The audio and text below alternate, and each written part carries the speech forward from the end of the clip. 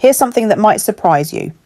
Studies show that 90% of people say infidelity is morally wrong, yet research suggests up to 40% of marriages face cheating.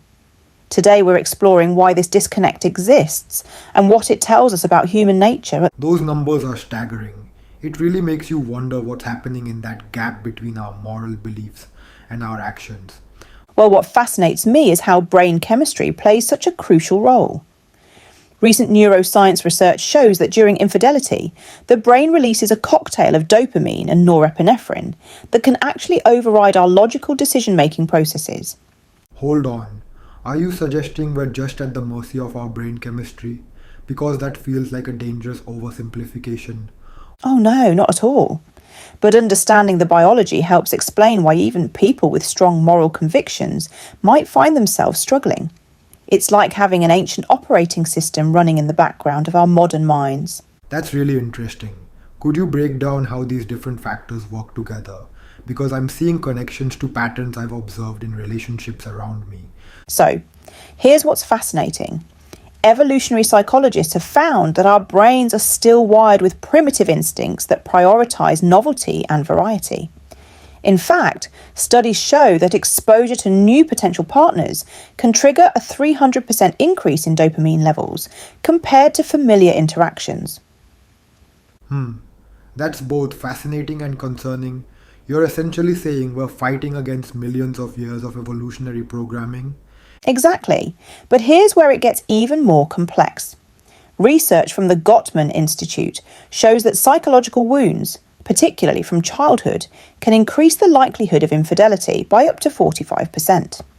These aren't just random acts, they're often patterns of self-sabotage. You know, I've seen that play out with friends. It's like watching a slow-motion car crash.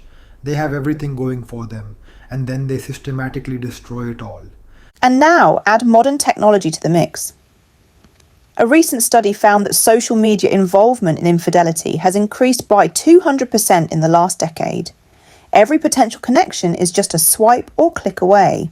That's wild. The accessibility must be a game changer in terms of how easy it is to start down that path. Well, what's really interesting is this concept called quantum disconnection that researchers are studying.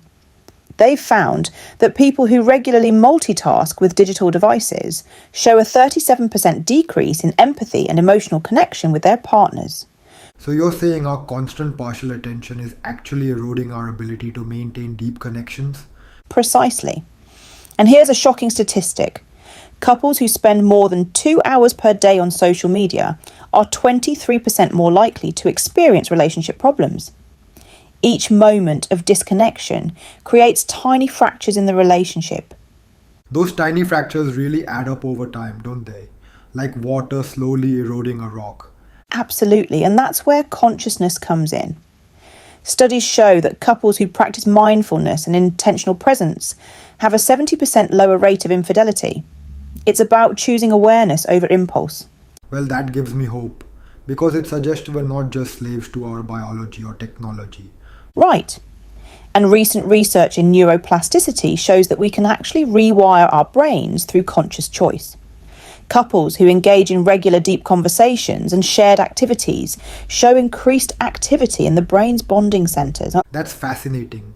So what are some practical ways people can strengthen their relationships against these challenges? Well, studies have identified 3 key factors. First, couples who spend at least 20 minutes a day in focused conversation show a 40% increase in relationship satisfaction. Second, practicing gratitude can boost oxytocin levels by up to 50%. And third, couples who regularly try new experiences together report 68% higher relationship fulfillment. Those are surprisingly specific numbers. It really shows how measurable these effects are.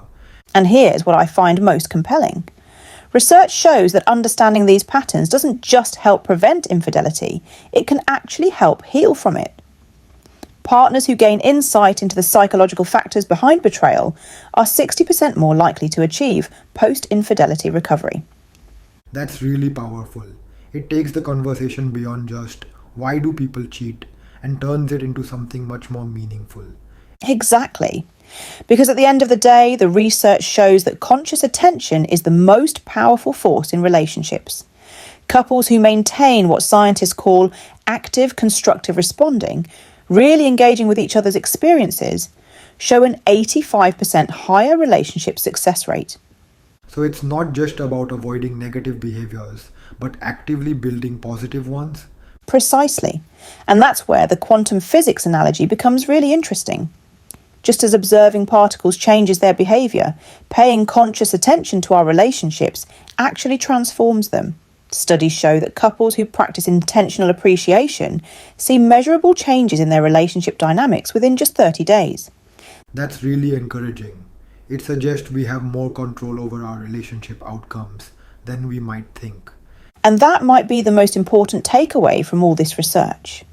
While understanding why people cheat is important, what's more crucial is understanding how to create relationships that are so conscious, so present, that the pull toward infidelity naturally diminishes. You know, this whole conversation has really shifted my perspective on relationships and consciousness. Well, that's because we're not just talking about preventing betrayal, we're talking about evolving as human beings. The research shows that couples who focus on growth together are 82% more likely to maintain long-term satisfaction. In the end, it's not just about being faithful, it's about creating something worth being faithful to.